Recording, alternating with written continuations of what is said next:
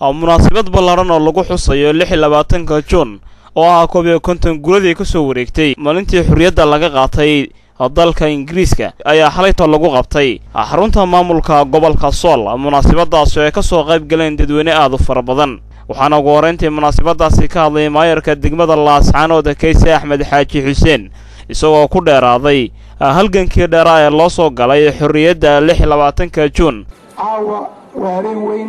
waa habeenkan ku xorownay gumaysigii naxariista daraa ee dowladda Ingiriiska ee la oran jiray caalamkeeda qorraxdu kama dhacdo waayo adduunka dhan bay gumaysan jirtay boqortooyada xoogga badnayd oo waliba muxuu ahaa degmooyinka iyagan aafo weyn u geysatay muxuu ahaa xoolihii naga dhacday raggii naga laysay fardihii naga laysay oo diyaarad nagu garaacday waxaanu doonaynaa inay tixgelina siiyaan reer Somaliland kale tixgelin weyna ballaaran ayna siiyaan. sidoo kalena waxaa halkaasi ka hadlay dhammaanba waxgaradkii dhallinyaradii iyo haweenkii ka soo qayb galay iyaga oo sheegay in 26 Juun ay tahay habeen aad u farxad weyn kaasoo ahaa markii xurriyadda lagala soo noqday mustacmaradii Ingiriiska ee dalka gumaysanaysay muddo ka badan 40 sannadood. caawa reer Sool iyo gobolada Soomaaliland oo dhan waxaa ka jirta farxad weyn farxadaas oo ah maalintii ay xornimada la soo noqdeen gobolada waqooyi iyo Soomaaliyaba marka caawa waa farxad weyn waa damaashaad waa maalintii kaliya aynu aad iyo aad u faraxsanayn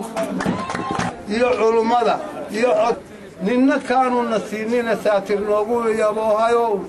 sareeyo ma nuqsaamow aan siduu yahay eeg kaana siib ka nasar shacabweynaha Somaliland meel kasta joogaan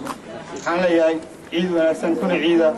ciidan midamida. ugu dambeyntiina barasaafka gobolka Sool Cabdilaahi Jaamac Diiriye ayaa ku hambaliyay shacabweynaha Somaliland xuska sanad gurada koob iyo kontonaad ee ka soo wareegtay 26 Juun. habeenkani waa habeen ku qaaliya